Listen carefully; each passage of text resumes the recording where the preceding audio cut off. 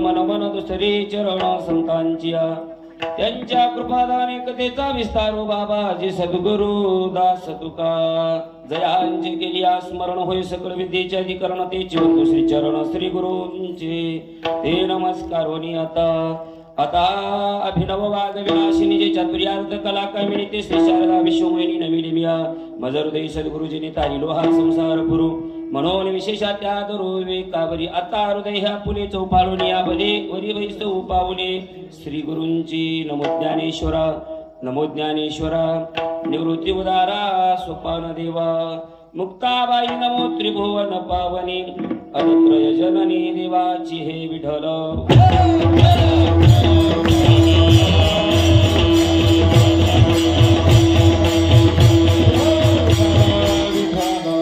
भाविक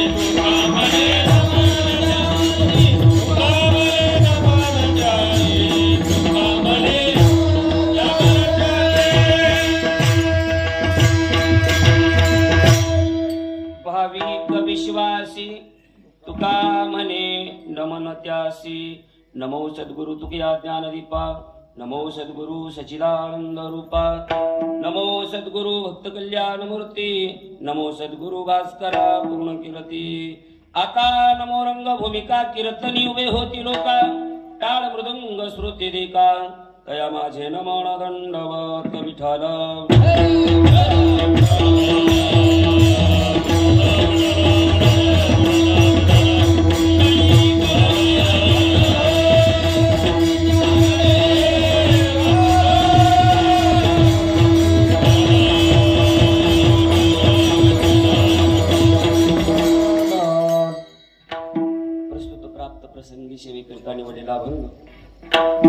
देहूचे सुप्रसिद्ध साधू वैराग्याचे महान मेरू महान भगवत भक्त संत सम्राट विश्ववंदनीय महाराष्ट्र भूषण जगमान्य जगदवंदनीय जगद्गुरु श्री संत तुकोबार यांचा अखिल विश्वाला पावन करणाऱ्या चंद्रभागा मातेप्रमाणे असणाऱ्या अभंग गाथ्यातील 4092 अभंगापैकी गाथ्यामध्ये 834 क्रमांकाला आणि काकड्यामध्ये दुसऱ्या मंगल चरणात 4थ्या क्रमांकाला अभंग आहे. नित्यनेमाचा जो आपण काकडा म्हणतो 3 मंगल चरण आहेत. दुसऱ्या मंगल चरणामध्ये 5 अभंग आहेत. 5 अभंगापैकी 4थ्या क्रमांकाचा अभंग सेवेला विढाला.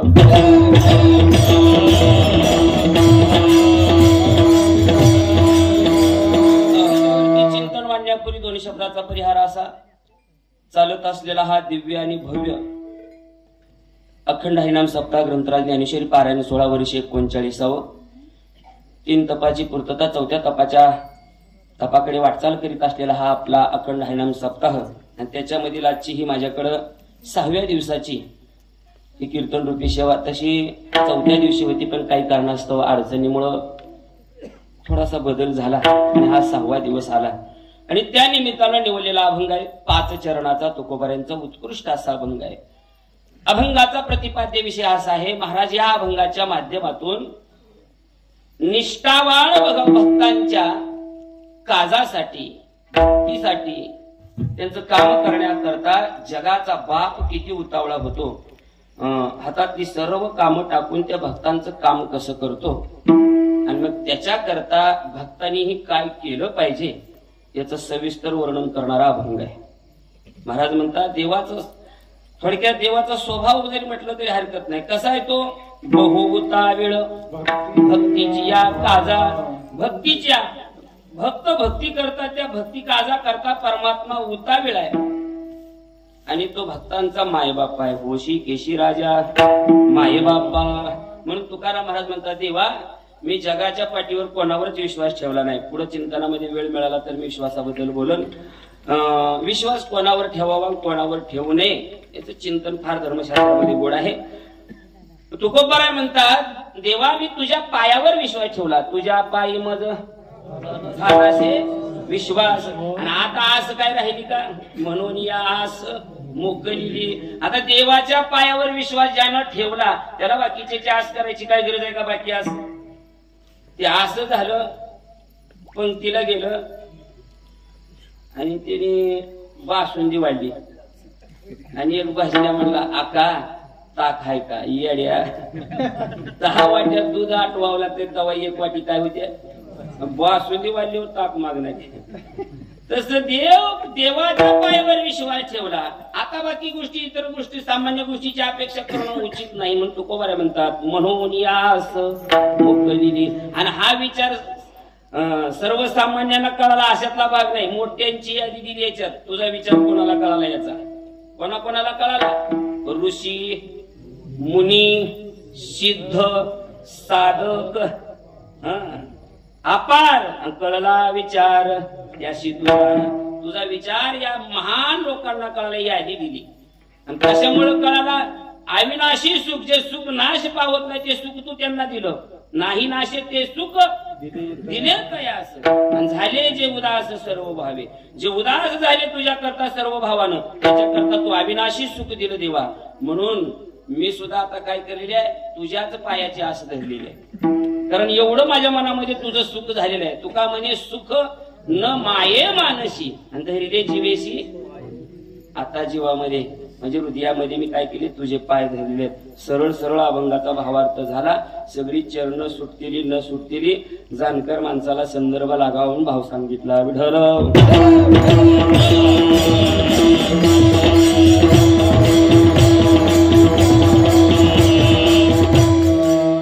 देव कसा आहे, बहुविशेषण लावलं आणि उतावीळ सांगितलं. बहु उतावीळ.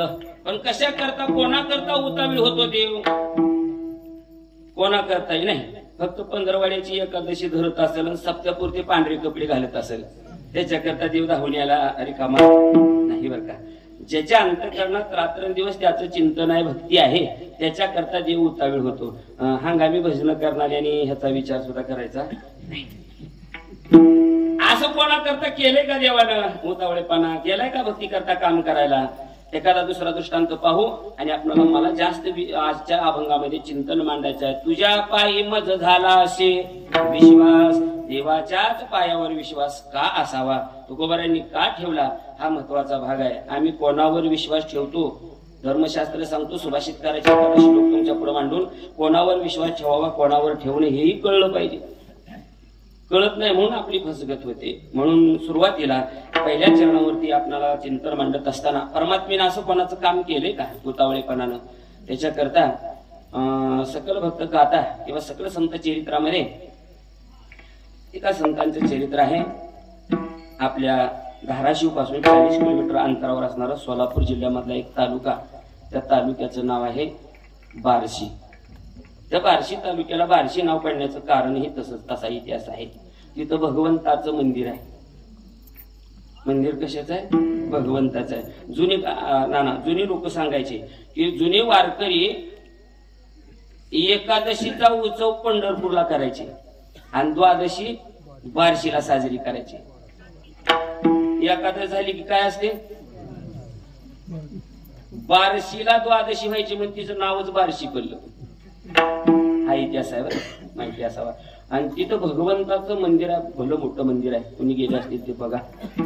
आणि त्याच बार्शी पुण्य पावन तीर्थक्षेत्रामध्ये जोगा परमानंद नावाचे एक भक्त होते, भगवत भक्त, विरक्त अवस्था. मग कोणा करता देव उतावीळ होतो आणि काम करतो बघा जरा. थोडस चरित्र संतांची चरित्र ऐकावी. काय कशा करता देवाने एवढा उतावळेपणा केला असेल तर त्या जोगा परमानंदाची भक्ती बघा अगोदर. त्याच्याकरता परमात्मा उतावीळ होऊन कसा धावून आला आणि त्याच्या भक्ती साठी काय काम केलं ईश्वराने, त्याचं चिंतन मला तुमच्या पुढे मांडायचं आहे. त्या जोगा परमानंदाचा जीवनामध्ये नियम होता. काय नियम होता? गीतेच्या 700 श्लोकाचं आवर्तन झाल्याशिवाय तो पाणी सुद्धा घेत नव्हता. लक्षात येते का? किती श्लोक आहेत गीतेमध्ये? 700 श्लोक. आणि 700 श्लोकाचं आवर्तन. आवर्तन म्हणजे उच्चार करायचा मुखावाटे. आणि मग तुम्ही म्हणताल सोपं आहे की आपण उद्यापासून करू, मग आला तर आला, आपल्याला पेंड्या टाकायला बैल. पण त्याचा नियम होता, त्याची करण्याची पद्धत होती जोगा परमानंदाची. काय करायचं? पहिला श्लोक म्हटला की त्या वाङ्मयीन मूर्तीला साष्टांग दंडवत घालायचा. लिंगका प्रतिमा तिठी देखत खेवो अंगिष्ठी पडली का लोटली का काठी पडली जैशी. जशी हातातून काठी टाकून दिल्या जमिनीवर आदळते. किती भाग जमिनीला चिकटतो तिचा? पूर्ण. तस एक श्लोक म्हटला की साष्टांग दंडवत घालायचा. अशी किती दंडवत व्हायची रोज? श्लोकाला दंडवत. धर्मक्षेत्री कुरुक्षेत्री समवेता उत्सव मामका पांडवा चैव किम कुर्वत संजय. म्हटला श्लोक झाला उच्चार मुखावाटे की साष्टांग दंडवत घालायचा. एवढा आवर्तन होईपर्यंत मुखामध्ये पाणी नाही, अन्न नाही. याला माध्यान्ह काळ व्हायचा, दुपारची वेळ व्हायची. आणि दुपार झाली की मग गावामध्ये मधुकरी मागायची. घरामधलं सुद्धा अन्न नव्हतं बरं, मधुकरी. मधुकरीच्या अन्नामध्येच ताकद आहे. घरचं काय माणसं मग आपल्या मनाला वाटेल तसं खाते. टाका थोडं म्हणते. पण मधुकरीच्या अन्नाला म्हणतात महाराज आता तुम्ही अनुभव घेतला, आम्ही घरची खाऊनच आहोत. ज्यांनी आळंदीमध्ये तीर्थक्षेत्रामध्ये ज्यांनी साधना केली त्यांना माहिती आहे. मग ती मधुकरी मागायची. महिपती बुवा त्यांचं वर्णन करतात. रामकृष्ण नारायण हेची सर्वदा गातसे भजन गावात करीत भिक्षाटन कुटुंब पोषण संरक्षणा. मुखामध्ये नामचिंतन चालू. गात ज्ञानेश्वरी 700 श्लोकाचं आवर्तन झालं की पुन्हा रामकृष्णारी भजन चालायचं. भिक्षा मागताना माधुकरी मागायची. ती माधुकरी आणायची, कुटुंबासोबत संपूर्ण तो व्यवहार भुकेचा भागवायचा. आणि दुपारी पुराण चालायचं, पुराण सांगायचे स्वतः. आणि संध्याकाळी परमात्म्याच्या चिंतनामध्ये वेळ घालवायचा. अशा करता देव येतोय. पण बघा किती जरी भक्ती करत असलं तरी परमात्मा कुठंतरी कसोटी बघतच असतो. त्याची भक्ती किती कसाला पोहोचलेली आहे ईश्वर त्याची परीक्षा घेत असतो. मग ती भक्ती करीत असेल अथवा संसार करीत असेल. देव भक्ताला की करू दे. संसार तर करू देत नाही, पण भक्ती करताना सुद्धा परमात्मा खडा टाकून बघतो. असा टिकतोय का तो? म्हणजे परमात्म्याने एके दिवशी असंच विघ्न ओढवलं. पावसाळ्याचे दिवस होते. जोगा परमानंद श्लोक म्हणून आवर्तन म्हणून एक श्लोक झाला की दंडवत घालायचे. पावसाळ्याचे दिवस असल्यामुळं चिखल झालेला, मंदिराच्या पुढं सगळा चिखल झालेला. आणि महाराजांची ती दिनचर्या चालू आहे. आणि त्या दिवशी बार्शीमध्ये एक भला मोठा श्रीमंत व्यापारी आला होता. त्या व्यापाऱ्यानं दुरून पाहिलं. काय महात्मा म्हणे, एक श्लोक म्हटला की दंडवत घालतोय, एक श्लोक म्हटला की दंडवत घालतोय. जोगा परमानंदाच्या भक्तीनं वेळ लावलं, मनाला भुरळ टाकली. त्यांनी विचार केला असला महात्मा पाहणे नाही, होणे नाही, परत भेटल याची शाश्वती नाही. भेटलाय ना तोपर्यंत सेवा करून घ्या. विचार केला आणि आपल्या खांद्यावरच एक पितांबर, ज्या पितांबराची किंमत त्या काळात एक पितांबर जर बाजारामध्ये नेऊन विकला तर त्या पितांबराच्या मोबदल्यामध्ये 8 बैलजोड्या विकत येतील. 8 बैलजोड्या. 8 बैलजोड्याची किंमत एका पितांबराला. असला महागडा पितांबर त्या जोगा परमानंदाला विनंती केली, महाराज खाली चिखल आहे, ऋतूत आहे, तुम्हाला तुमचे कपडे घाण होतात, तुम्ही साष्टांग दंडवत घालतायत, एवढा माझं पितांबर स्वीकार करा. जोगा परमानंदाने सांगितलं. ते बघितलं मलमलचं कापड. आता तो पितांबर श्रीमंताचा होता. ते म्हणजे असलं भारी भरजरी वस्त्र आम्हाला याची गरज नाही. महात्मे शक्यतो व्यवहारातल्या गोष्टीचा स्वीकार करत नाहीत, पण हे संसारातली लोक जाणून बुजून महात्म्याला मोहात पाडतात, जाणून बुजून. आणि तसाच प्रकार घडला. आणि पितांबरा घेण्याकरता आग्रहच केला, तुम्ही पितांबर घेतलाच पाहिजे. विनंतीच केली, नंतर मी जातच नाही.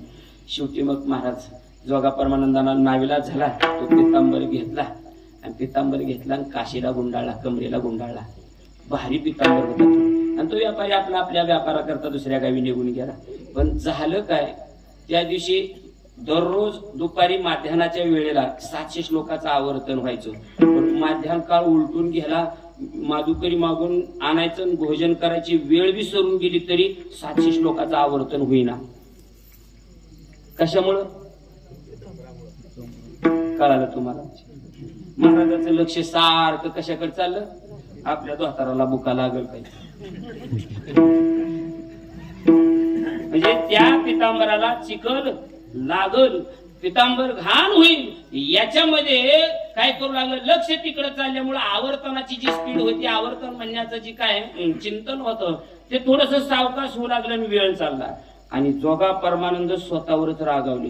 अरे आतापर्यंतचा नियम कशाला मोडला? या पितांबरानं. आणि पितांबर कशा करता घेतला? देहाला संरक्षण करण्याकरता. एवढा देह महत्वाचा आहे का देवाचं चिंतन सोडून म्हणणारे संत असतात. विठ्ठल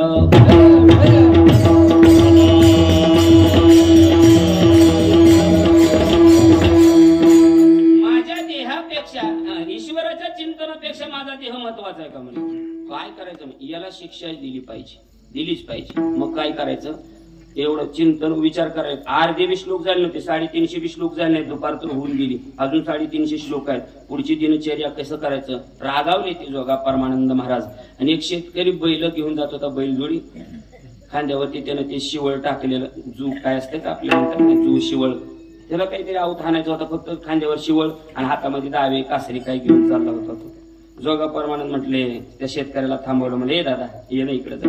शेतकरी म्हणला, बोला महाराज, एवढी बैलजोडी देशील का मला? ते म्हणजे फुकट? फुकट नाही, आम्ही तशी फुकट घेत नाही. मग याच्या मोबदल्यामध्ये तुला देतो ना म्हणे. कमरेचा पितांबर काढला आणि त्याला शेतकऱ्याला दाखवला. शेतकरी म्हणला, ही पितांबर इकला तर 8 बैलजोड्या येते.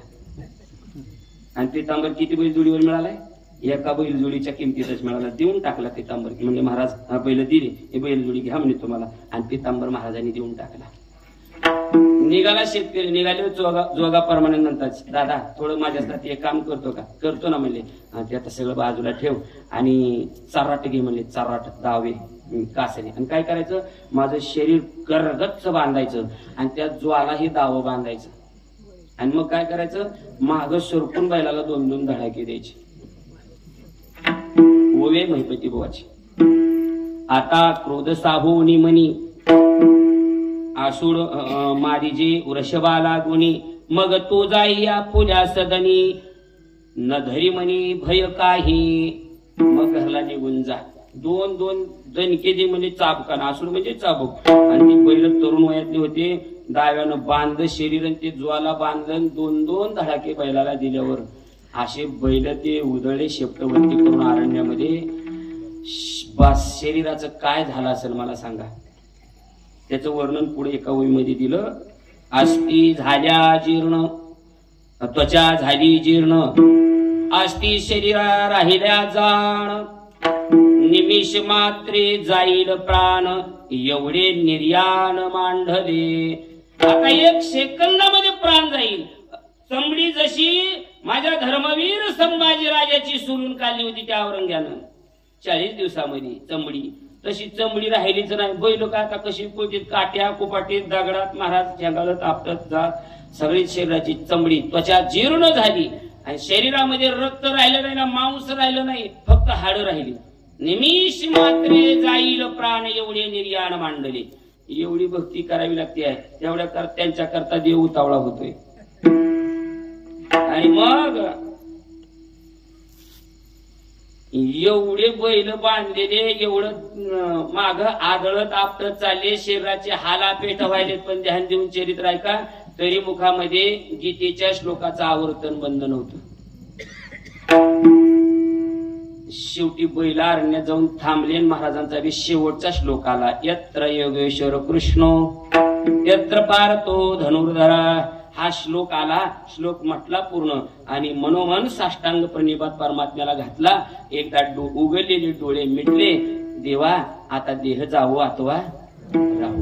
पांडुरंगी दृढ भाऊ. डोळे झाकल्याबरोबर साक्षात भगवान परमात्मा इतकं उतावळा झाला त्यांच्या करता समोर आले आणि त्या जोगा परमानंदाच्या नुसत्या हस्ती राहिलेल्या हाडं राहिलेली त्या हाडाला परमात्म्याने कडकडून आलिंगन दिलं. चमत्कार. जसा देह होता पूर्वीचा तसा जोगा परमानंदाचा देह झाला. पण कशा करता करता झाला याचं उत्तर पहिलं चरण.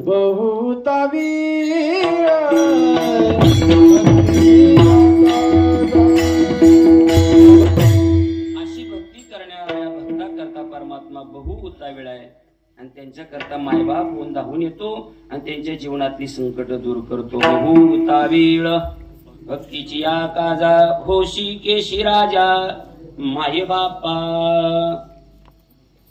अजून एखादा पुरावा बघू. विश्वास शब्दावर मला जास्त भर द्यायचा होता पण आता पहिले चरण सोडून दुसऱ्या चरणात प्रवेश करण्या अगोदर तुकोबाईंना काय विश्वास झाला त्याच्या पायावरती याच्याकरता हे थोडं चिंतन करणं गरजेचं आहे. याच्यामुळे अजून एखादा पुरावा म्हणतो. प्रवरा नदीच्या काठावर ज्या ठिकाणी ज्ञानोबारांनी ज्ञानेश्वरी ग्रंथ लिहिला ते कोणतं वस्ती आहे गाव? नेवासा. नेवाशाच्या जवळच एक खेडेगाव, छोटस एक खेडेगाव आणि त्या खेडेगावामध्ये एक 2 बंधू राहत होते. राम आणि लक्ष्मण दोघांचं नाव तुम्ही कधी नाही ऐकलेलं चरित्र जरा ध्यान देऊ नका बरं. विनोद नसला तरी अतिशय कळवळ्या नाही का मार्मिक चरित्र आहे. का देव उतावळा होतो. बहु उतावीळ भक्तीची आकाजा कोणा करताही होत नाही म्हणून का. राम लक्ष्मण दोघे बंधू आहेत. जसं कृतावतारामध्ये त्रेतायुगामध्ये परमात्म्यानं 7वा अवतार घेतला आणि राम लक्ष्मण दोघे बंधू तशी 4 होते. जसे राम लक्ष्मण सावत्र भाऊ असून राहत होते तशी सख्खी भाऊ होते राम लक्ष्मण. आणि जे रामात गुण होते तेच या रामात होते, जे त्या लक्ष्मणात गुण होते हेच तेही गुण या लक्ष्मणात होते. गावातली मंडळी या 2 भावांकरता अतिशय असणारा जिव्हाळ्यानं राहत होती. कारण माणसं कोणालाही जीव लावत नाहीत आणि कोणावरही प्रेम करत नाहीत. नाही करत नाही. तसं समाजाकरता काहीतरी योगदान पाहिजे, समाजाकरता काहीतरी केलं पाहिजे म्हणून आका गाव त्यांना अतिशय लाडानं सांभाळायचे. कधी असली अडचण आली काय झालं तरी. आणि मग एक दिवस कालांतरानं त्या रामचं लग्न झालं आणि योगायोग बघा लग्न झालं आणि त्याच्या पत्नीचं नाव सीताच निघालं. अगदी राम सीतेचा जोडा शिवू लागला. राम सीता. काय महाराज ती सीता म्हणणारी पत्नी बी अशी गुणवान मिळाली. एक सांगू का, गुणवान पत्नी मिळण्याकरता त्या पुरुषाचं भाग्यच लागतं बरं. रूपवान न मिळू द्या पत्नी कशी असावी. पण पुरी बघायला गेलो काय बघितली ती चवळीच्या शेंगसारखी राहू होती. तुला चवळीच्या शेंगसारखी चमकावते. रूप बघितलं की मग गुण खतरनाकच निघत आहे. आता मला जास्त चिंतन मांडायचं नाही, माझा मुद्दा भरपूर आहे पुढे का. मग रूपानं गुणानं योग्य होती कारण प्रारब्ध तसं पाहिजे. दुसऱ्या अध्यामध्ये त्याचं चिंतन आहे बघा. दुसऱ्या का पहिल्या अध्यामध्ये शिवलीला मुखामध्ये 11व्या अध्यामध्ये कोणाला कशी कोणत्या प्रारब्धानं काय मिळतं ते सांगितलं असू द्या. आणि मग ती राम सीतेचा जोडा शिवू लागला. लक्ष्मणाचंही लग्न झालं आणि त्यालाही तशीच पत्नी मिळाली. पण दैव योग बघा लक्ष्मणाला तशी पत्नी भेटली नाही. रूपवान मिळाली पण गुणानं खतरनाक मिळाली. दोषी, क्रोधी, अविश्वासी अशी मिळाली. हे 3 जण एकत्र विचार करून राहायचे पण ती मत्सरवादी निघाली. तिचं नाव कमल. आणि मग काही काळ लोटला आणि राम आणि लक्ष्मण यांच्या गोड संसारावर एक आपत्ती रूपी फुल उमललं. मुलगी झाली बरं का. आणि मुलीचं नाव ठेवलं विद्युलता. विद्युलता म्हणजे सौदामिनी. सौदामिनी नाव ठेवलं. चरित्र दुसरी कळलं नाही तुम्हाला शेवटला कळलं कोणाचं सांगायला ते आताच नाव सांगत नाही. असाय का वाटत कोणा. सौदामिनी त्या मुलीचं नाव ठेवलं. अहो जशी आई तशीच मुलगी गुणवान निघाली. जशी खान तशीच रत्न निघते. कोळशाच्या खाणीत गेल्यावर किती पांढरे कपडे होते. काय निघल का त्याच्यातून काय नाही. घायाळाचा करिता संगांग्यांग मागावी. त्याचा जसा स्वभाव आहे जसे अंतकरण होते. बीज जसा आहे शुद्ध बीजापोटी बीज शुद्ध पाहिजे. उग कल्पना करायची नाही. येड्या बाबलीला हापूस आंबा लागायची अपेक्षा करायची नाही. हापूसला आंबा लावायचा ना, त्याला मग हैदराबादचं ते रोप आणावं लागतं 1000 रुपयाचं. त्याला 2-3 वर्ष पाणी घालावं लागतं, सांभाळावं लागतं आणि मग हा आंबा बघावा. ही येड्या बाबळीलाच पाणी घालायला. मी म्हणलं का कवा आंबा लागल पण बघायला म्हणून. आज देशावरती येडीला आंबा लागतो का? मग येड्या पुढात असले शहाणा जन्मत काय? शुद्ध बीज, शुद्ध आई बापांची कुस पवित्र पाहिजे. अपवादात्मक दुष्ट प्रवृत्तींच्या सुद्धा काही पोटाला चांगली जन्माला आली, मग त्याला एक प्रमाण आहे बघा.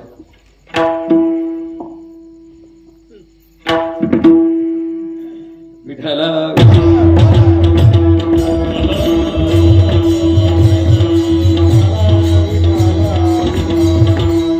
कागाची विष्टे जन्म पिंपळाचा, जन्म पिंपळा आणि पांडव कुळा पाहता दोष.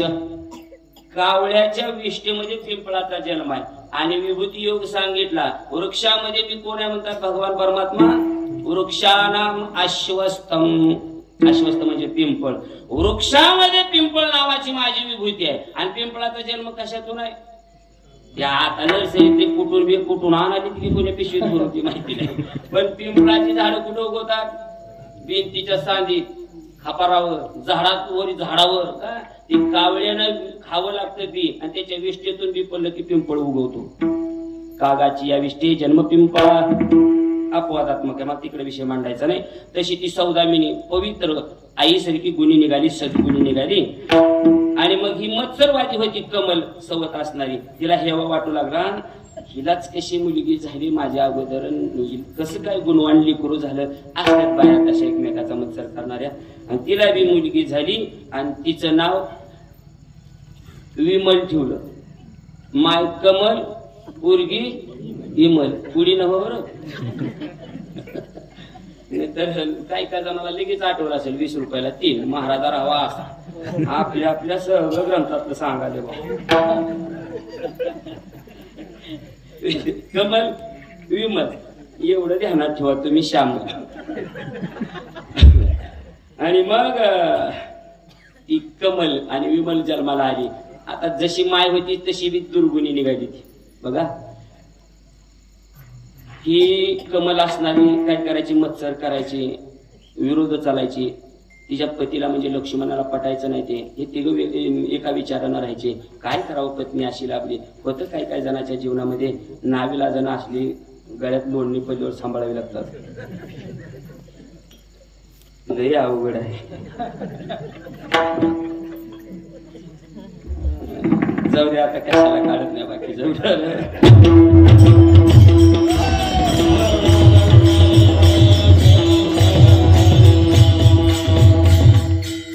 मला काय वाटते बघा, एक वाक्य बोलतो तुमचे तुम्ही समजून जा.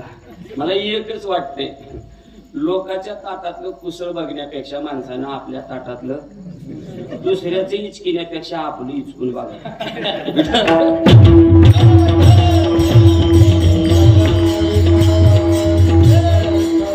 मत्सरवादी ती कमल हर गोष्टीला राम सीतेचा द्वेष करायची, त्या सौदामिनीचा द्वेष करायची, काहीतरी फुट पाडण्याचा प्रयत्न करायची. तर ते लक्ष्मणाला पटायचं नाही. पण कालांतरानं काय झालं, त्या सीतामातेला ताप आला आणि ती सीतामाता त्या तापाच्या भरामध्ये मृत्यू पावली. आणि 6 महिन्यामध्येच रामानं ध्यास घेतला, रामनवी, आणि सीतेच्या पाठोपाठ रामचाही मृत्यू झाला. आता जबाबदारी पडली त्या सौदामिनीची लक्ष्मणावर. पण बायको अशी त्या पुतणीला व्यवस्थित सांभाळत नव्हती. लक्ष्मणाचा जीव तिळ तुटायचा. भावाच्या ऋणातून उपकारातून भावाचं माझ्यावर किती प्रेम होतं, माझ्या भावाला काय वाटल. आणि म्हणून ती याची एकुलती एक मुलगी आहे, तिचं काहीतरी मी चांगलं बघितलं पाहिजे, तिला चांगल्या घरी दिलं पाहिजे, तिचा संसार सुखरूप झालेला मला पाहिला की माझ्या भावाला आनंद वाटेल. ही तळमळ त्या लक्ष्मणाची. आणि विवाह करण्याकरता स्थळ पाहिलं. त्या काळामध्ये अब्जपती अरबपतीच घर मिळालं तिला. अरबपती त्या काळामध्ये. हा काळ आहे ज्ञानोबारायांच्या काळातला. ज्ञानोबारायांच्या समकालीन 750 वर्षपूर्वीचा इतिहास सांगतो मी. 750 वर्षपूर्वी अरबपती घराला मिळाला आणि आनंद वाटला लक्ष्मणाला. वा, माझ्या भावाच्या लेकीला काय स्थळ आलो. आणि घरी आला ना आनंदानं सांगायला लागला. पण घरी जी पत्नी होती ती पत्नी म्हटली, कळतं का? म्हणजे काय झालं, आपल्या लेकराचं बघायचं तर भावाची पोरगी द्यायला श्रीमंताच्या आणि आपलीला रोजगार याला. ही औषध बाबा बाबा बाबा आमच्यासारख्या महाराज सुद्धा ह्याच्यातून औषधातून सुटत नाही सुटत नाही ते इंदुरीकर महाराजांनी सांगू जाणं आमटी इज रिव्हर्स रिव्हर्स रिव्हर्स. आपल्या मुलीचा विचार करावा. भावाच्या मुलीला तुम्ही स्थळ बघून आला, उद्याच्या उद्या जा आणि माझ्या मुलीसाठी प्रस्ताव मांडून या. लक्ष देऊन दृष्टांत ऐका, हा चरित्र ऐका, फार थोरा मोठ्याचं चरित्र आहे. आणि तो लक्ष्मण गेला, अरे भावाच्या मुली करता स्थळ बघितलेलं, पदर पसरला त्या पोराच्या बापाकडं आणि म्हणला दादा माझ्याकडून चुकलं, माझ्या पत्नीच्या हट्टा करता मी माझ्या भावाकरता मी स्थळ काढलं होतं, पण माझी पत्नी हट्टी आहे, माझ्या मुलीला पदरात घ्या. पण ते म्हटले मुलगी तर दाखवा. ही देखणी होती. ती पोरग म्हणला बरं आहे की म्हणला तयार आहे म्हणला मी. मग बघा हे गुंडा घरात आणि लय असले मिळाले की हुंड्याचं विचारायचं. ती म्हटला तयार आहे मी, तयार झाले, ती लग्नाला तयार झाले. आणि ह्या कमलनं सौदामिनीचा विवाह व्हायचा होता तर होऊ दिला नाही तिथं, आणि आपली मुलगी विमल दिली तिथं. आणि स्वतः सौदामिनीसाठी स्थळ बघायला गेली बाई. बाई असून बाई कारभारात अशा घरात घुसली कुणाच्या वेळी, कशी घराची नासधूस होते. पण नाही का महिलेनं आपलं चूलमूल तिथपर्यंत मर्यादा ठीक आहे, पण आता नाही नाही असू द्या, त्या लय लाडक्या झालेल्या. 1,500 यायच्यापासून तर बाबा बाबा अजून माझ्या हातावर रुपये आला नाही बाबा.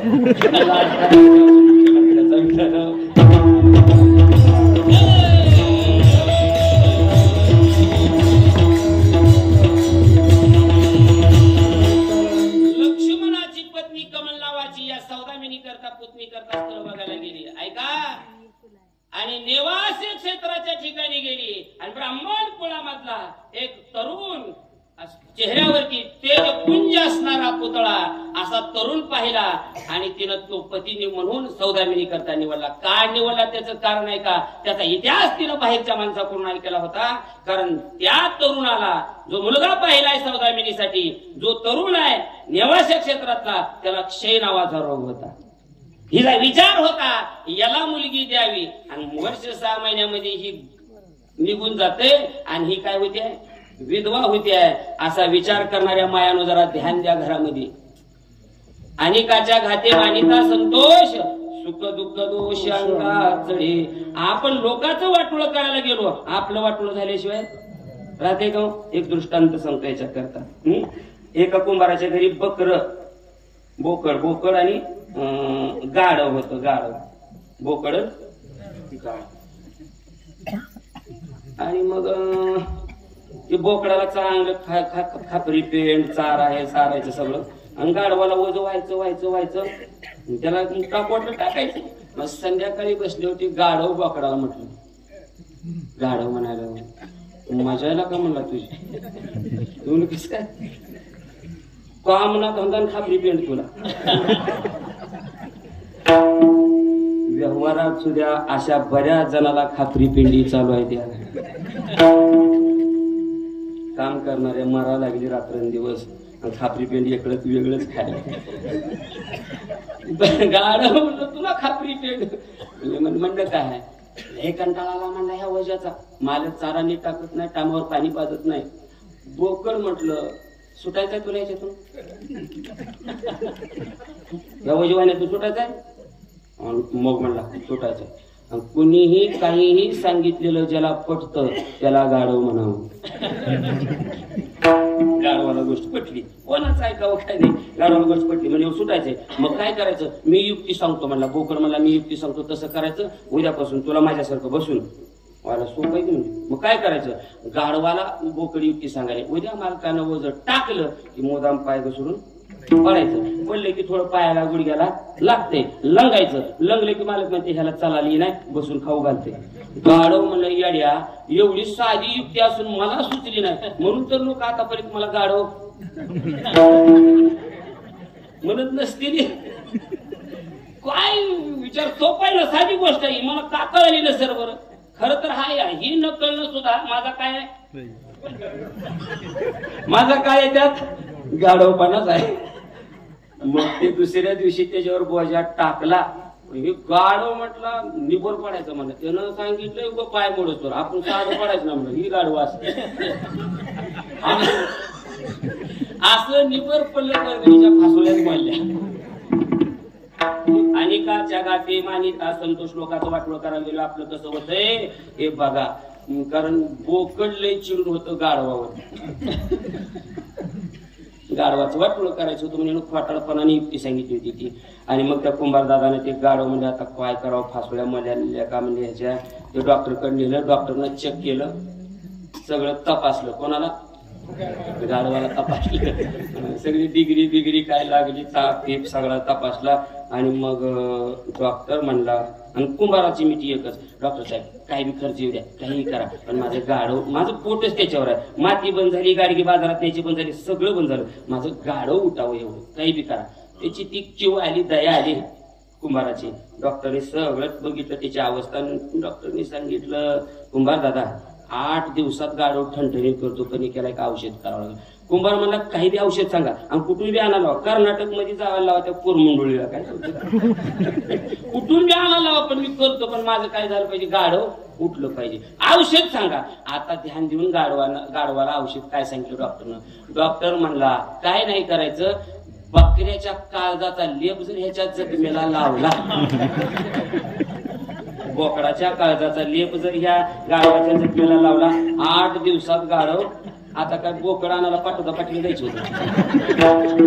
घरी आलं येड्यानो, बकर कापलं, त्याच्या काळजाचा लेप लावला, गाढव नीट केलं. ज्याचं वाटोळ करायला गेलं ते बोकड मिळलं. आणि काच्या घाटी दुसऱ्याचं वाटोळ करायला गेली कमल. ऐका, मी मोठ्यांचा दृष्टांत सांगतोय, विनोदासाठी सांगितलं. हिनं कास्तर निवडलं असलं रोगील तर ही पुतणी असणारी लवकर विधवा व्हावी. आणि माझ्या मुलीला तर काय वैभवशाली स्थळ मिळाले. वा हा म्हटले. आणि ऐका, आणि ही गोष्ट कळाली लक्ष्मणाला, म्हणजे तिच्या मालकाला. आणि तो गेला, त्याला माहित झालं. आणि त्या तरुणाच्या मुलाच्या घरी गेला, वडिलांच्या घरी. म्हणजे मालक, आणि आता विलाजच नव्हता. काही करा, आमच्या मुलीचा स्वीकार करा, सौदामिनीचा स्वीकार करा. पदर पसरला. तो बाप सांगत होता, पहिली माणसं इमानदार होती हो, जी आहे ती खरं सांगत होती. तो मुलाचा बाप म्हणत होता, दादा नको रे तुझ्या मुलीचं वाटोळं करू. का? माझ्या पोराला क्षय रोग आहे. लय झालं 6 महिने 7 महिन्याचा तो सोबती आहे. आणि मुलगी हाताने विधवा नको करू, माझ्या घरी नको देऊ, माझ्या पोराला नको देऊ. पण याला घरी दम दिला होता, सुपारी फोडूनच यायची,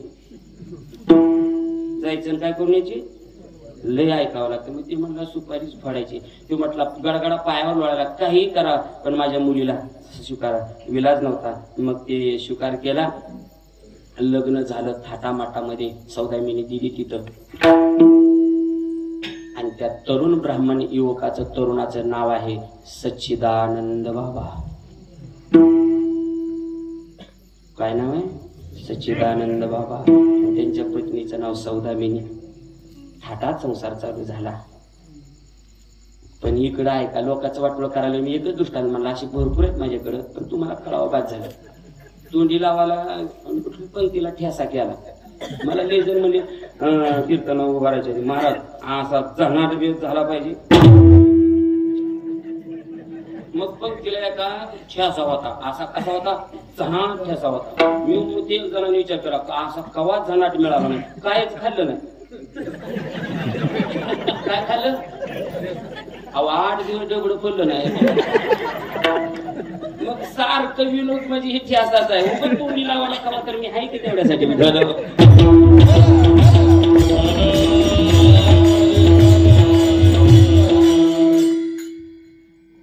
दुसऱ्याच वाटोळ केल्यावर आपलं वाटोळ कसं झालं. ही कमलनं आपली विमल नावाची जी मुलगी देते ना, हिच्या मत्सरी दोषरूपी स्वभावामुळं ती सासरची मंडळी सगळी कंटाळली आणि तिला सोडचिठी दिली. लक्ष देऊन ऐकत ना, काय दिलं तिला? सोडून दिलं. तिच्या पतीनं सोडून दिलं. म्हणजे तू राहायचंच नाही, म्हणजे काय केस कर, दावा पोडगी, तुला काय अर्धी प्रॉपर्टी नाही, पण तुझ्यासोबत मला संसार करायचा नाही. ते अब्जपती होतं त्या काळात, किती बी पैसे देऊन मिटवायला येईल. आणि शेवटी मग तिला दिलं सोडून. मग आली घरी आली. पण काही काही माणसाचा पायगुणच तसा असतो.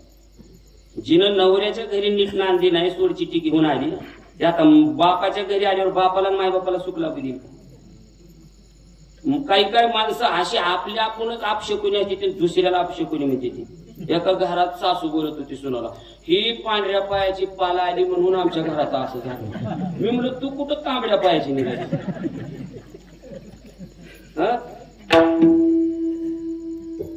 तू लोणचं घालण्यापासून त्याला बुरा यायला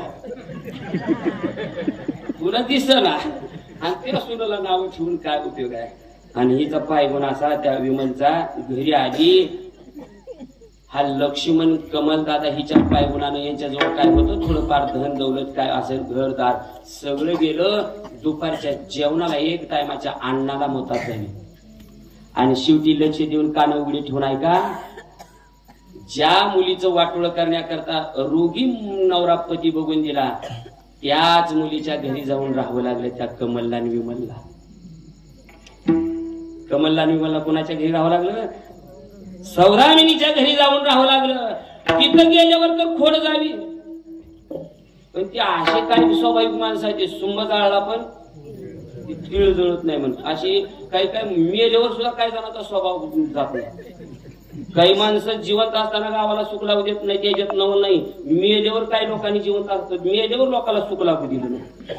लय हेळवक लोक असते, ते असू दे, आपल्याला नाद करायचा नाही त्यांचा, कीर्तनाचा नाद करायचा असू द्या. आणि मग त्या सौदामिनीला एक मुलगी झाली. काय गेला मग त्या सौदामिनीनं बिचारीनं सगळी सात्विक कृतीची होती, एवढा छळ केला चुलतीनं, त्या मुलीनं सुद्धा, चुलत बहिणीनं सुद्धा, विमलनं. पण ती सगळं विसरली आणि माहेरची माणसं म्हणून आदरानं सांभाळू लागली. आदरानं खायला प्यायला बरोबर घ्यायचं, द्वेष नाही, मत्सर नाही, भेद नाही, काय नाही. मग एवढं सगळं ताटाला ताट लावून जेवायला आपल्यावर असली वेळ आली आहे, तरी नीट राहावं माणसानं, नीट राहावं का नाही. पण काही लोकांना सवयच असते, किती बी नळीत घाला. एक जण अमेरिकेत जाऊन 4 वर्ष कोर्स करून आलो होतो, भारतात आलं डायरेक्ट मुख्यमंत्री एकनाथराव शिंदेलाच निमंत्रण दिलं. म्हणजे का नवीन प्रयोग केला मी अमेरिकेत जाऊन, तुम्ही उद्घाटनाला यायचो. आता महाराष्ट्र उद्घाटनाला काय उद्घाटन आहे, पुत्र आणलं स्टेजवर. म्हणजे का त्याचं शिपूट सरळ केलं म्हणला मी 4 वर्ष. ती कसं काय, कुठं आहे कुत्र? ती म्हणजे शिपूट आहे की म्हणजे नळीत घालून ठेवले म्हणजे. आणि तेवढ्या स्टेजवर मुख्यमंत्र्याच्या एकच कुत्र्याच्या शापटातली नळी काढली. किती बी बोला त्यांना.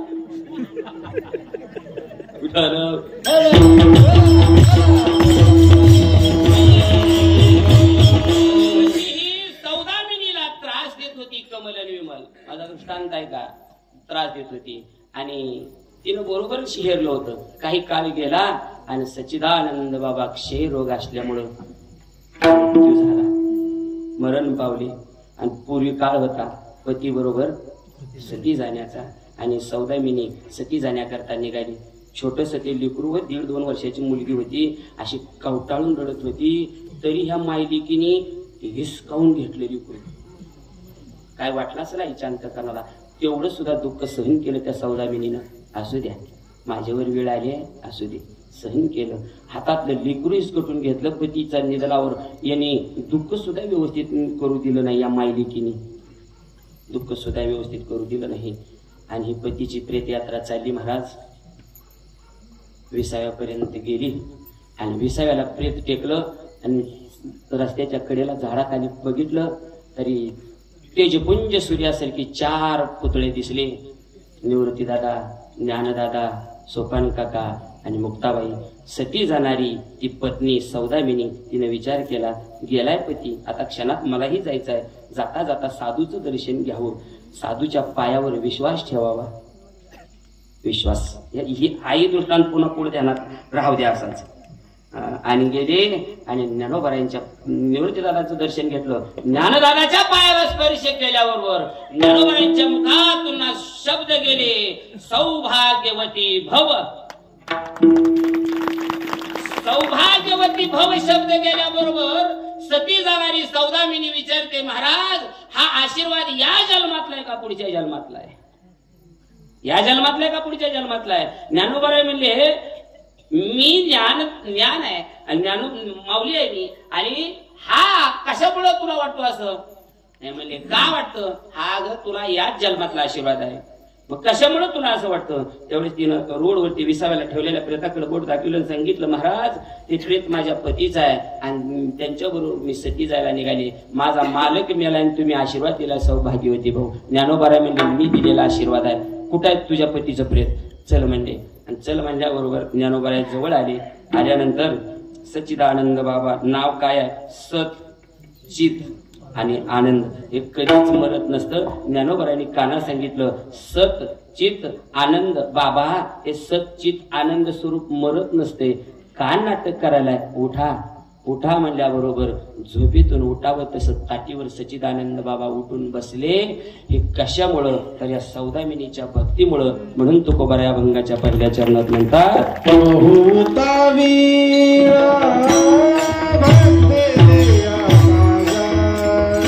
तुकोबारांनी हे पाहिलं होतं म्हणून तुकाराम महाराज देवाला म्हणतात, देवा याच्या करता मी तुझ्या पायी मज झालाशे विश्वास म्हणून आस मोकळी.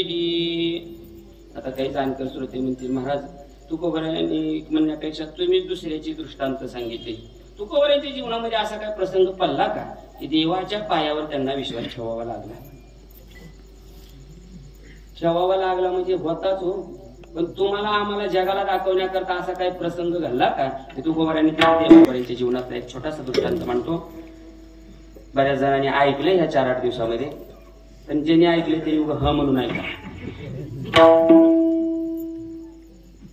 एके दिवशी जगद्गुरु तुकोबारायांच्या घरी त्यांचे मूळ पुरुष असणारे विश्वंभर बुवा, त्यांची पुण्यतिथी होती आणि पुण्यतिथीला आठवण करून दिली जिजाबाईंनी. जिजाबाई म्हणतात, धनी आपल्या विश्वंभर बुवांची पुण्यतिथी आहे, मग करायला पाहिजे हो.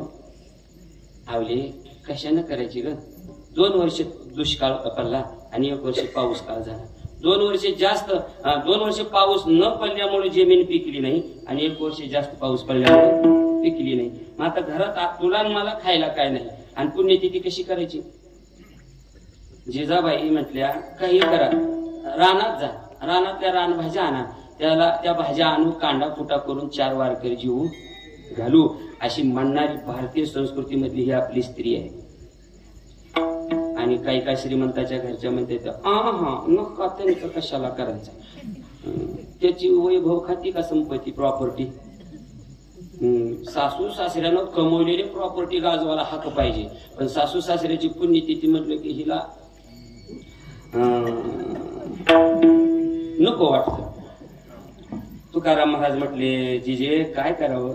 अहो तुम्ही भाज्या आणायच्या, आता पाऊस झाला भरपूर, का पिशवी घ्यायची बाजारला राणा जायचं भाज्या आणायच्या, काय अवघड आहे? कांदा कुटा करायच्या, वारकरी जीव घालायची 4 बस. तुकाराम म्हटलं, बरोबर आहे म्हणजे, बरोबर आहे म्हणजे ऐकायला पाहिजे. आणि उचलला बिना चिकल्या निघाले. जिजाबाई म्हणजे कुठे चालले?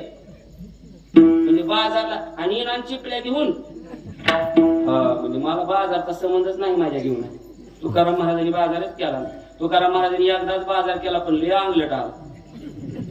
80-90 वर्षाची म्हातारी होती ती हुला, तिचं तेल संपलं आणि तुकाराम महाराज निघाले होते. सर तुकाराम कुठं चाललो काय डोंगरावर भजन करायला? मग माझं एवढं तेल संपलं, एवढं आणून दिला. तर तुकाराम महाराज म्हणजे म्हातार माणूस ऐकावं म्हणून तिला तेल आणून दिलं. काय ते 8 पाव 8 छटा काय पहिलं माप असेल ते बरोबर, पाव किलो समजा आताच्या काळात पाव किलो तेल आणलं. आणि तुकाराम महाराजांनी तेल आणलेलं म्हातारीला 6 महिने तेल गेलं, संपलंच नाही. आता बिहू गावात तिनं सांगितलं, तुकाराम महाराजांनी तेल आणले की कमीच पडत नाही. काय महाराज बाहेर निघाला, तुझी सगळ्या अंगाला घातल्या तेल आणलं. त्या अंगलूट बाजार आला त्यावेळेस पासून महाराज म्हणजे आतापासून पिशवी हातात घ्यायची. मी बी शक्यतो टाळताच कारखान्याचं काम. बाजार म्हटलं की आपल्या अंगाला काटाच येतो. मग महाराज म्हणजे बरोबर आहे तुझं, हे चिपळ्याने वेळा लक्ष देऊ नका. जीवनामध्ये माझ्या तर ऐकण्यामध्ये, चरित्रामध्ये, वाचण्यामध्ये, मोठ्या महात्म्यांच्या किंवा माझ्या वाचनामध्ये, स्वतःच्या अनुभवामध्ये तुकोबाराने त्या दिवशी तेवढा विना ठेवला असेल बाबा. खाली पिशवी घेतली निघाले बघा. रानातल्या रानभाज्या आणायला. आणि रानभाज्या आणायला निघाले, पण एक शेतकऱ्याचा गहू पिकला होता. गावाच्या बाहेर आलेल्या एक शेतकऱ्याने तुकोबाराला बघितलं म्हणला. आणि त्याला त्याच दिवशी गहू काढून घ्यायचा होता. का काढून घ्यायचा होता मला माहित नाही, बरं एवढं वाचण्यात ऐकण्यात आलेलं. आणि ते म्हणजे आजच्या आज, आणि त्याला मजूर पाहिजे तेवढे मिळत नव्हते. त्याने विचार केला, म्हटलं तुकाराम महाराज यायले, विचारावं तर म्हणजे हटतो. महाराज याचा का कामाला? महाराज थोडं शांत बसले. का? त्याच्या डोक्यात घरचं होतं ना, भाज्या न्यायच्या, जिजीला द्यायच्या, 4 वारकरी बोलवायचे, पुण्यतिथी साजरी करायची, म्हणून लवकर होकार दिला नाही. माणसं आपल्या पांढऱ्या कपड्यावाला ही समाज धरालाच बसला. तुकोबाराच्या गात्यातलं प्रमाण महाराजाला त्यानं फेकून मारलं. म्हणला फेकून टाका गात्यातलं प्रमाण. ते म्हणजे कोणतं? जगाच्या कल्याणा आणि देह कष्ट भीती. आता तुझं गहू काढायला देह कष्ट व्हायचा काय? गहू काढायला माणसं मिळत होती, म्हणजे माणूस पाहिजे सांग ना. आणि मग तुकोबाराने होकार दिला की बाजारची पिशवी एका झाडाला टांगली, हातात वेळा घेतला आणि गव्हाची पात धरली. लक्ष द्या, जगाचा बाप हिरण्यकशिपूला भेला नाही, जगाचा बाप कंसाला भेला नाही, जगाचा बाप रावणाला भेला नाही, पण जिजाबाईला लय भेट होता ती. कारण माझी जिजाबाई माझ्या जगद्गुरु तुकोबारांची सेवा केली. देव भक्तांची सेवा करणाऱ्याला कधीच कमी पडू देत नाही, भेटतो बरं का त्याला, कारण आपल्या भक्तांची तो सेवा करतोय म्हणून. आणि मग तुकोबारा देव भ्यायचे. आणि इकडं विठेवरच्या मालकाने विचार केला, आता जर ती पुण्यतिथी घरात साजरी नाही झाली आणि तुकाराम महाराज तरांनी यांनी तर आता गावाला पात धरली आहे, हे दिवस मावळल्याशिवाय काय घरी जात. आणि नैवेद्य कधी असतो? सकाळी 9, 10, 12 काय त्यांचा टाइम असेल ती. आणि हे तर आता लोकांच्या इथं कामाला निघाले आणि घरी गेल्या जिजाबाई महाराजांना नीट गोड बोलतेल्या. आणि माझ्या तुकोबारांना जर त्यांनी फजिती चालू केली, तुकोबारांच्या भक्तीसाठी तुकोबारांचं रूप धारण केलं, सगळी सामुग्री भरली गाडीमध्ये, बैलगाडी तयार केली. काय त्याला करता येत नाही? काय हे करिता तुझं काय करता येत नाही त्याला? सगळं सामुग्री घेतली, गाडी भरली आणि गाडी आणली, देहुला वाड्याला आणली, जो त्याला गाडी उभा केली, आवाज दिला, जिजे ये बाहेर. आले जिजाबाई बाहेर आल्या तर आपलं मालक, पण ते डुप्लिकेट होतं ना, रूप धरून आलं. मालक काय म्हणतात? गाडीतलं घेणं साहित्य उतरून तूच म्हणली सकाळी पुण्यतिथी करायची. कसं तर योगायोगानं प्राण भाज्या म्हणतो, पण मिळालं आपलं नशीब चांगलं. ही बी बिचारी कुठून आणले काय नाही, बायाला देणं गेलं नसतं, फक्त घरी आले का नाही. कसा आणालाय हे वाल्याच्या बायाने विचार केला नाही. आपल्यासारख्या काय म्हणते तू पाकिट कशी आणालाय, ठरवून आणालायच का उगाच इच्छा आणालायच, कसं कसं करायलाय. असू द्या.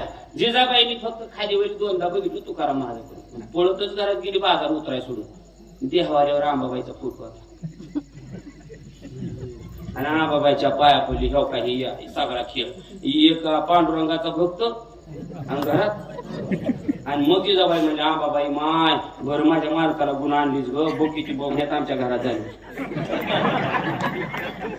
मी अधिक महिन्यात कीर्तनाला गेलो का महाराज, आमच्या गावात तिकडं बघत तिकडं सुळसुळाट त्या आराध्याच्या गाण्याचा, खरं सांगायला नारदाच्या गाणी.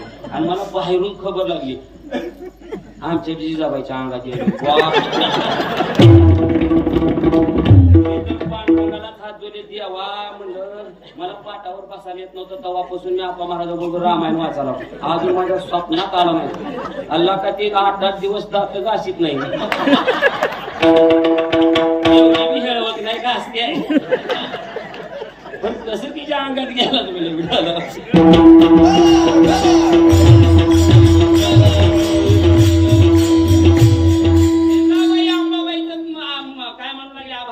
मग आली, साहित्य उतरवलं, सगळं केलं आणि मग ते स्वयंपाक बनवला. देऊला निमंत्रण दिलं जगद्गुरु तुकोबाराच्या रूपातल्या पांडुरंगानं. एक माणूस जेवायला येत नव्हता, एक देव होता का? अरे सगळं पावसानं दुष्काळावर गेलं, काही तुकाराम वाणी खाऊ घालणार आहे? कुठं तर झाडपाला आणलं ना आपल्याला खाऊ घालीन, काय खाऊ घालणार आहे? स्वयंपाक देवानी सामुग्री आणून केला तरी विश्वास नव्हता. मग तुकोबारांनी असं बघितलं, पांडुरंगाने विचार केला, जिजाबाईला सांगितलं, जिजाबाई पांडुरंग तुकोबाराच्या विषयात पांडुरंग म्हणतात, जिजे ती पातीला आता पहिली भाजी टाकून देऊ. आम्ही का टाकून दिली ओतून भाजी. मग आता दुसरी फोडणी द्यायची. कामधेनू गाईच्या तुपात फोडणी दिली. साध्या व्यवहारात त्या गाईचं फोडणीचं ते तूप जर कडवत राखत दिली वास येतोय. कामधेनू गाईच्या तुपात फोडणी दिल्यावर देहू गावात चुवा सुटला. लोक म्हणजे भारी आहे काय करू आज पंक्तीला झाडून निघायचं म्हणजे. आणि अख्खं देहू गाव उलटलं. वापराला वगळे इथपर्यंत स्वयंपाक खाल्ला, सगळं पार केलं आणि गाव गेलं निघून. तुकोबारा विचार आता परमात्मा विचार करतात, म्हणतात जिजे आता लोक गेले जेवून, मग घे भांडी घासायला.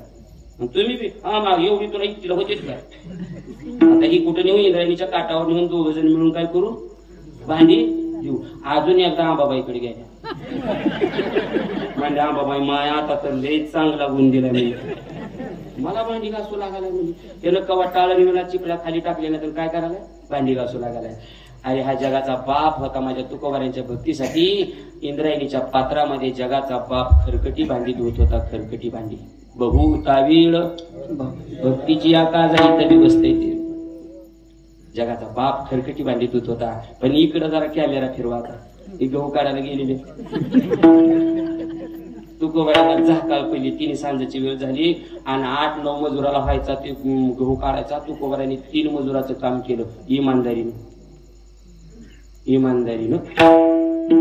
मी त्या दिवशी बी नागुलगावची भजनी मंडळ आली महिला मंडळच आता इमानदारीचं काम राहिलं नाही पुरुष मंडळ करायला बिचारी आमच्या गावाकडे आमचं गाव लांब आहे म्हणून सांगायला बरं का आमच्या गावाकडे बायावाकडे 2 खुरपी येते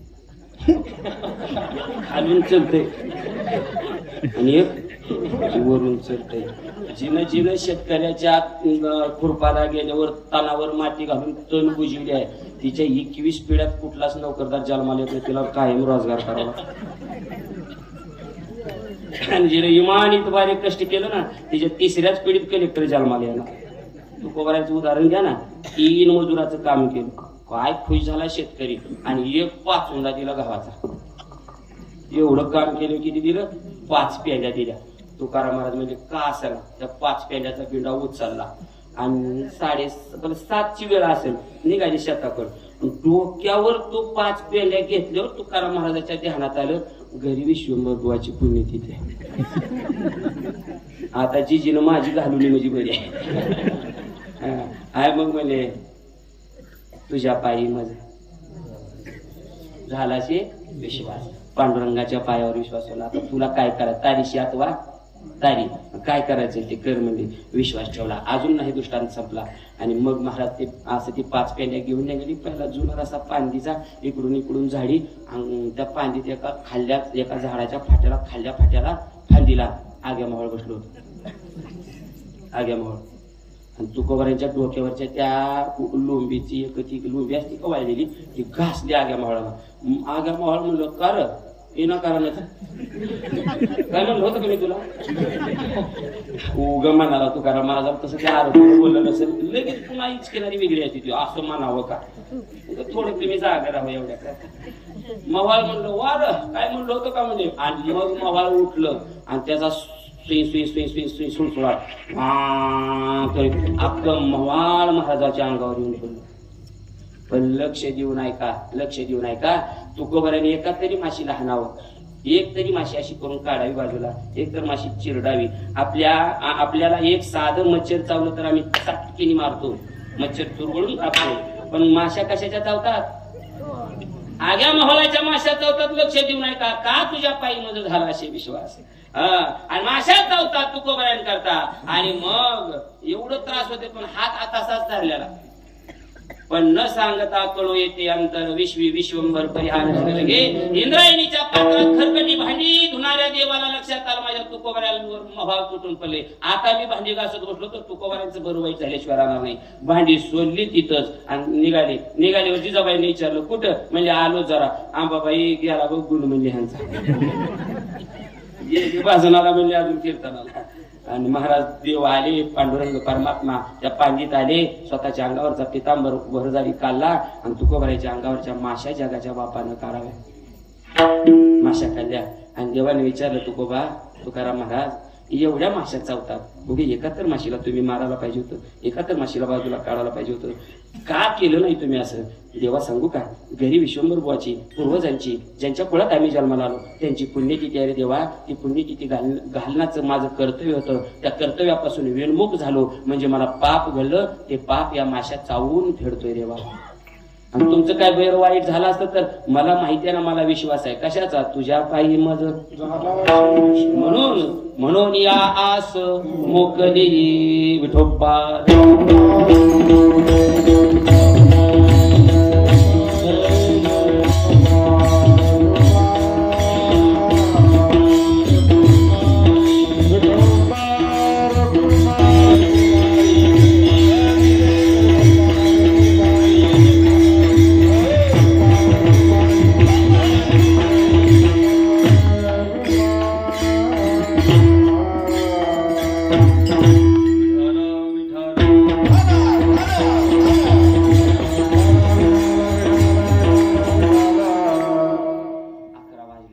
कीर्तनाची वेळ संपली आपली आणि 10 मिनिटं घेतो विश्वास शब्दाकरता. विश्वास मी सुरुवातीपासून सांगत होतो, विश्वास कोणावर ठेवावा कोणावर ठेवू नये. कारण परमार्थातलं मुख्य भांडवल काय असेल?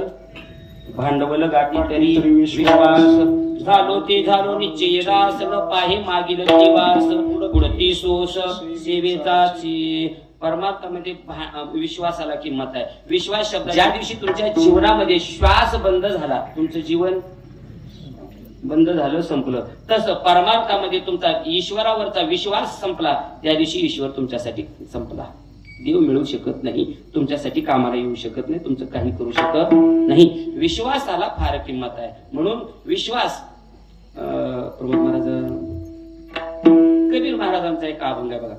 माको काहे ढूंढे मैं तो तेरे पास में, ना मुहूर्त में ना तीरथ में, ना वन में ना एकांत में, ना मंदिर में ना मस्जिद में, ना काशी कैलास में. सगळा अभंग सांगत बसत नाही. शेवट चरणामध्ये कबीर महाराज म्हणतात, खोजी हो ये तुरंत मिलू एक पल की तलाश में, कहत कबीरा सुन भय साधू मैं हूं विश्वास में. देव कशात आहे?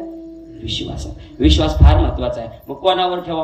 गोड चिंतन अजून एक कीर्तन होईल, पण धावत्या वेगात 9 ते 8 मिनिटांमध्ये तुम्हाला सांगतो कोणावर ठेवा आणि कोणावर ठेवू नये. एक सुभाषित आहे एक सुभाषितकाराचं. तो सुभाषितकार सांगतो, नदीनांच नकिनांच शृंगीनाम शस्त्रप्राणीनाम विश्वासो नैव कर्तव्य स्त्रीषु राजकुलेषु च.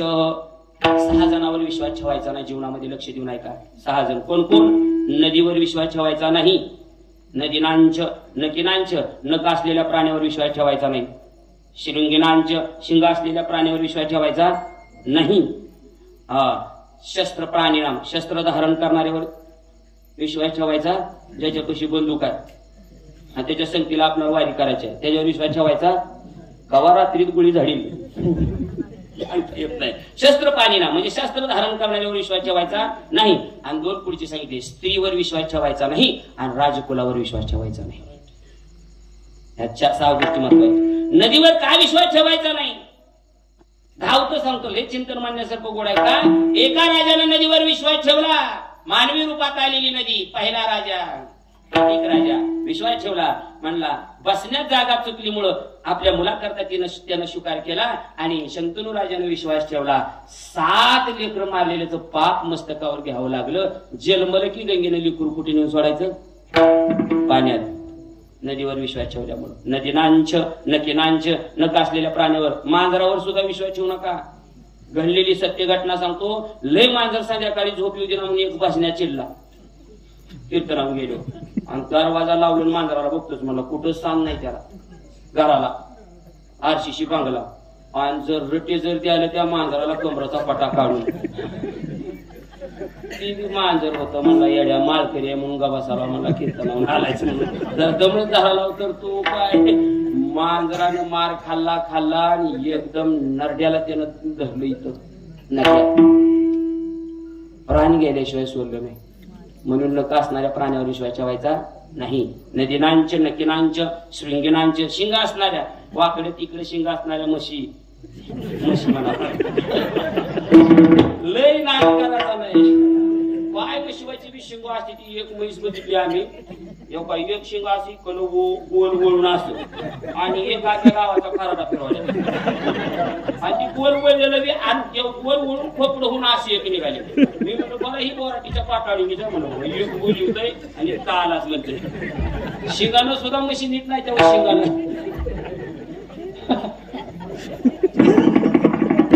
म्हणून शिंग असलेल्या प्राण्यावर विश्वास ठेवायचा नाही. शस्त्र पाणीना मगाशी सांगितलं, शस्त्र धारण करणारा असेल, मग कोणी बंदूक असेल, भालावरच्या चाकू काय असेल ते तो धारण करणारा असेल तर त्याच्यावर बी विश्वास ठेवायचा नाही. कधी घात करून सांगता येत नाही. 4-5 नंबर स्त्रीवर विश्वास ठेवायचा नाही. पण आता मला वेळ नसल्यामुळे हितच विषय मांडतो. स्त्रीवर विश्वास ठेवायचा नाही सुभाषित सांगतंय, पण आम्हाला नाविलाजाने ठेवावा लागतो. काय विश्वास ठेवायचा नाही? तिनं भाजीला फोडणी देताना जर 4 कोराजेंचे थेंब टाकले याचा कपाकावला नाविलाजानं तुमच्यावर विश्वास ठेवावा लागते. आम्हाला स्त्रीवर विश्वास ठेवायचा नाही. अजून एक घटक आहे नाविलाजानं विश्वास ठेवावा लागतो त्याच्यावर, ड्रायव्हर. ती गाडी असेल, नाव असेल, विमान असेल, काय असेल, आपण कशामुळे बसतो त्या गाडीत?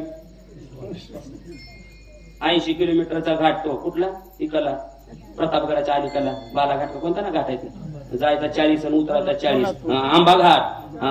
त्या घाटामध्ये आपण ड्रायव्हर गाडीत बसतो कोणाच्या विश्वासावर आणि ते लय ड्रायव्हर बी खतरनाक आहे ती आखी गाडी दरी टाकून ती उडी मारून निघू शकते आणि तसं केलं तर राहचाल का कीर्तनाला नावीलाजाने विश्वास ठेवावा लागतो. स्त्रीवर विश्वास ठेवायचा नाही. राजकुलावर तुम्ही ड्रायव्हर सारखं नाही आम्हाला सुद्धा तुमच्यावर विश्वास ठेवूनच कीर्तन करावं लागेल.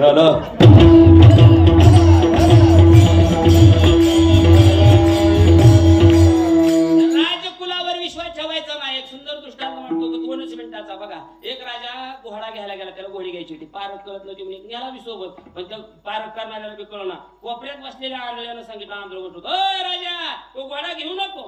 राजा म्हणला आंधळ्याला काय वा वा वा वा आंधळ्याला घरीच नेतो म्हणतो आणि घरी नेलो म्हणलं वा याला कळालं म्हणल्यावर काय घरी दिलं अर्धा शेर जेवारी दिलं. अर्धा शेर घोड्याच्या व्यापारात फसणारा राजा वाचीला किती दिलं लय राजे येतात. घरी नेलं आणि आंधळ त्याची पत्नीला सांगितलं त्याला चहा घेऊन ये पाणी घेऊन ये. पाणी घेऊन आली. पाणी घेऊन आलं ती पाणी दिली मध्ये निघून गेल्यावर यानं म्हणतंय माझी पत्नी पुण्या कुळात त्या सांगावर ती मला नाचणाऱ्याच्या पुटची म्हणाली.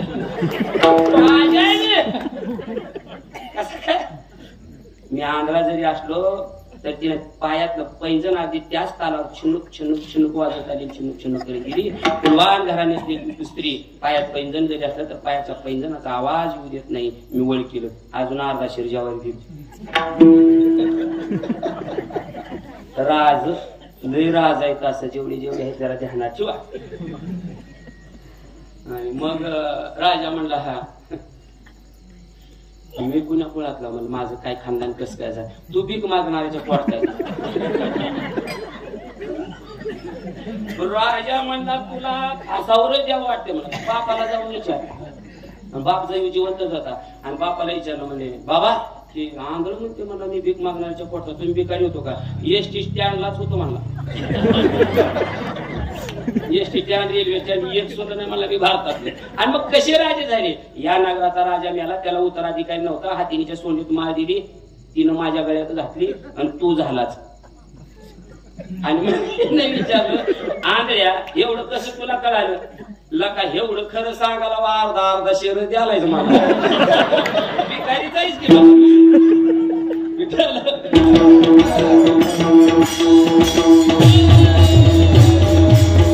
राजकुलावर विश्वास ठेवायचा नाही.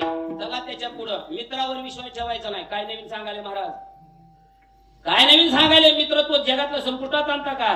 खरंच मित्रावर एवढा विश्वास टाकायचा नाही. का मित्र जर फुटला तर सगळ्या तुमच्या गुप्त घटना त्यालाच माहिती असतात. तुमचा घात झाल्याशिवाय राहत नाही. शिजर आणि ब्रुट्स परदेशातले 2 जण मित्र होते आणि तो ब्रुट्स फुटला दुसऱ्या पक्षाला जाऊन मिळाला आणि शिजरवर आक्रमण केलं. शिजरनं बघितलं कोणा विरोधात? ब्रुट्स सगळी शस्त्र खाली टाकून दिली. का? माझ्या सगळ्या काळात त्याला माहिती आहे. मित्राला सगळ्या गोष्टी माहिती असतात आपल्या. मित्रावर बी एवढा मनावर एवढा विश्वास टाकायचा नाही. शत्रूवर विश्वास टाकायचा नाही. दुष्टावर विश्वास ठेवायचा नाही. अहो दुष्ट कालनिमीवर विश्वास ठेवला हनुमंतरायनं. हनुमंतराय होते म्हणून वाचले दुष्ट कालनिमीच्या वचनावर. कारण दुष्टाच्या जिभेच्या शेंड्यावर मधू म्हणजे मध असतो आणि पोटात हळाल विष असतं. कालनिमीचा तोच वेद होता ना. विवशी जिथं होती त्या सरोवरात पाठवायचं हनुमंतरायाचा घात करायचा. परत हनुमंतराय होते चिरंजीव म्हणून मेले नाहीत. तुमच्यासारखा माझ्यासारखा महाराज असला तर तवा त्या मगरीनं खाऊन टाकला असता. कारण महाराजाच्या वेशावर बसला होता. दुष्टावर विश्वास ठेवायचा नाही. चला पुढं. बायका लेकरं पोरं यांच्यावर विश्वास ठेवायचा नवीन सांगायला बाबा या तुको करायचा बघा राजभाऊ. कोणचा? स्त्रिया पुत्र कलत्र हेतव नाशिवंत शेवटीचा अंत कोणी न पवे. यमाची हाती बांधून या देती आणि भूषणी घेती काढून या. त्या अभंगाचं शेवट चरण आहे का? आयशिया चोराचा कैसा हा विश्वास धरली तुझी कास तुका म्हणे. हे चोर आहेत सगळे. पत्नी कुठपर्यंत आहे? झाले वेळा झाल्या. देहगृहाची कामिनी नाही. पत्नी जाऊ द्या गोवी आहे त्याला. धनवंता लागी धन असेल तर पत्नी सुद्धा मान देते. ज्याच्याकडे पैसा नाही त्याला बघा त्याच्या बायका कशा बोलते. नुसतं गिळाचं कळत का? काम धंदा काय लोक करते ते कळत का? आणि ते नाही येताना जर 10,000 आणावी जाऊ कुठून कसं का आणणार? कसं काय मग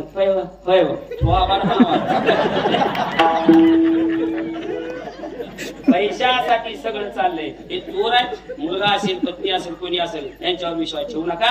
ऐशी आत्वराचा कैसा विश्वास. धनावर बी विश्वास ठेवू नका. नांद्या उभारायचा 13 चरणाचा वासुदेव. या धनाचा न धरी विश्वास तैसी करू मन छाया.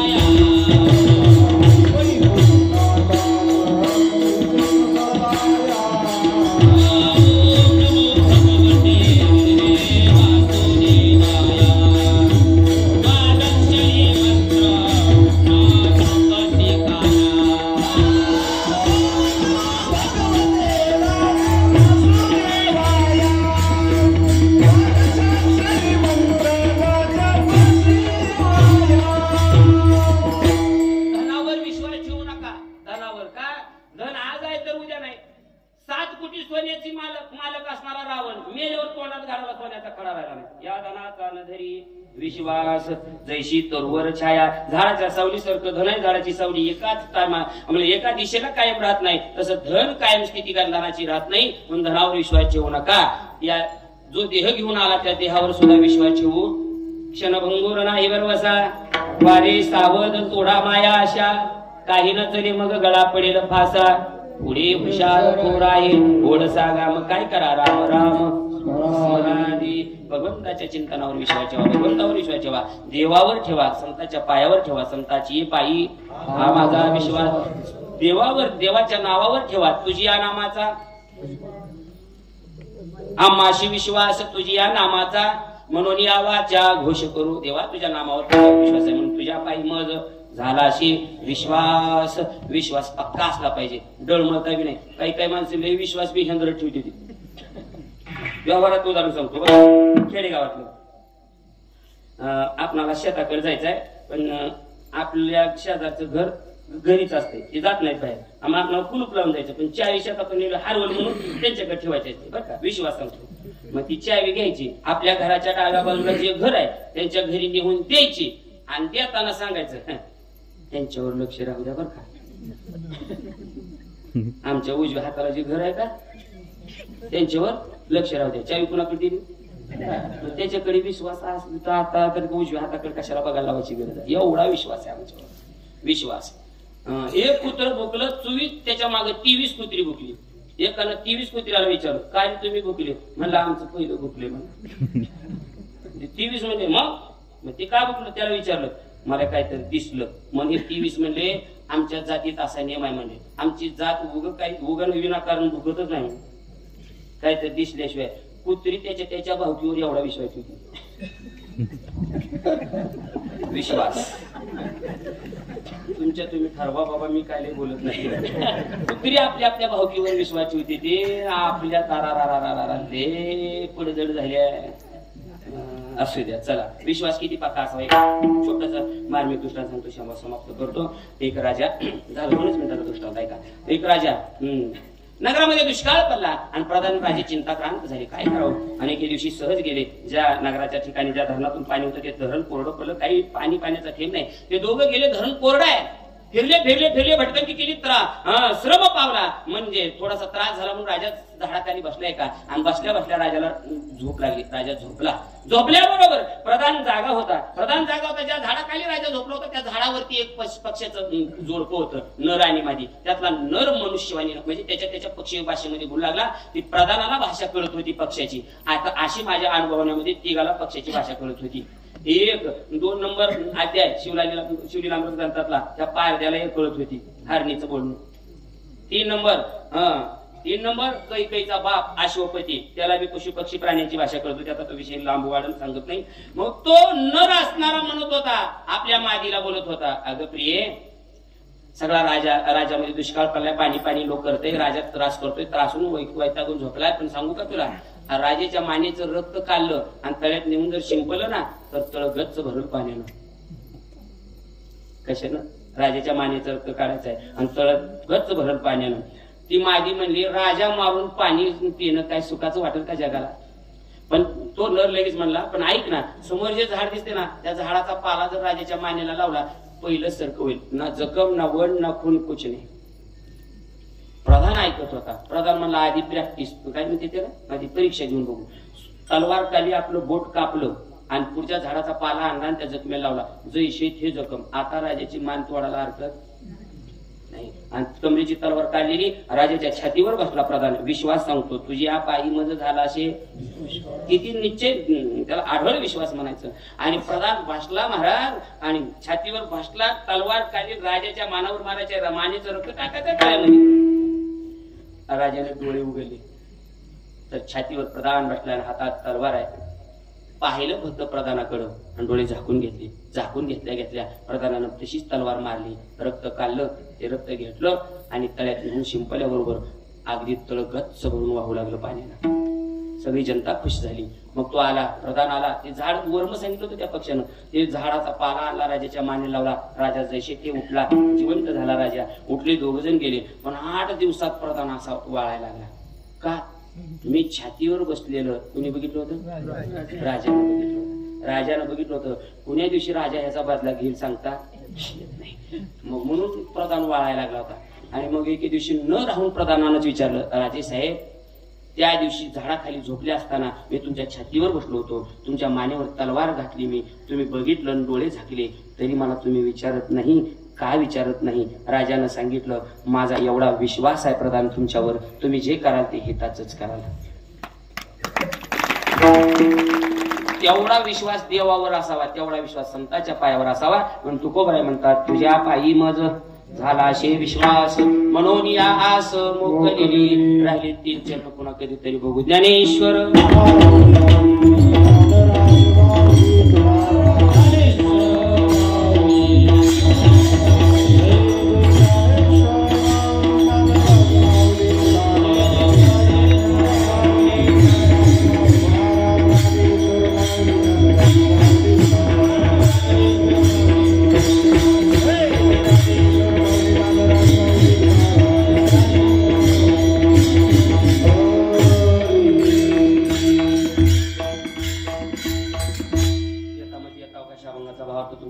मी मांडलेला भावार्थ असाच असेल असा माझा आग्रह नाही.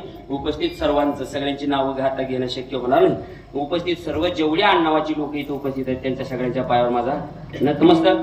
सगळ्यांचे आभार. श्रोतेवर्ग असतील गायनाचार्य मृदंगाचार्य हार्मोनियम वादक सर्व श्रोतेजनांना माझं काय साष्टांग प्रणिपात सगळ्यांचे धन्यवाद. शिष्टीमाल्यांचेही अतिशय आभार. ये नसल्यावर जमतच नाही मला तर ते आता एवढं असं वाटत त्यांचा मुखाच घ्यावा वाटत. चांगली सिस्टीम आहे बरं असू द्या. आणि दुसरी गोष्ट अजून एक धन्यवाद. आज 6वा दिवस आहे आपल्या सप्त्याचा. शिवसम्राट म्हणून माझे परमस्नेही माझे परम मित्र हरिभक्ती परायण पद्माकर महाराज जावळे घुगीकर यांनी चॅनल काढलेला युट्यूब चॅनल आपलं 6वं कीर्तन युट्यूबवर काय होतंय लाईव्ह होतंय ते संग्रहित होतंय. तर तुम्ही मोबाईल तुमच्याकडे मोठे सगळ्याकडे मोबाईल आहेत. ते शिवसम्राट नावाचं जे चॅनल आहे त्यांनी जरा आपलाच माणूस आपल्याच भागातले कीर्तन प्रवचन व्हिडिओ आपल्याच कलाकारांचं सगळं दाखवतोय. तर त्याला फक्त एक लाईक करायची ती काय तर म्हणजे काय सबस्क्राईब काय सबस्क्राईबर त्याला काय काय असं ना त्याला घंटी वाजवा वाजू दे त्यांची घंटी. आणि हे चॅनल महाराष्ट्रात नाही तर महाराष्ट्राच्या बाहेर गाजू, कारण आपल्याच भागातली कलाकार त्या चॅनलवर दिसणार आहेत. त्यांचा काही हेतू नाही. आणि त्यांना लय लांब आहे म्हणजे कवा ते 4000 लोकांनी 4 तास बघितले तेव्हा काय रुपये 2 रुपये मिळायचं. त्यांनी प्रयत्न चालू केला, मिळते पण आपण त्या चॅनलवर दिसणार आहोत. उमरे गावात माऊली नगरला म्हणलेली चाल कवा बी काढून बघितलं त्या दिवसाचं कीर्तन काले की आम्ही त्या चॅनलवर दिसणार आहोत. एवढ्या करता प्रत्येकाने त्यांच्या चॅनलला एकदा सबस्क्राईब करावं ही माझी एवढी विनंती आहे. सगळ्यांनी आलात, सगळ्यांचे धन्यवाद. तुकाराम.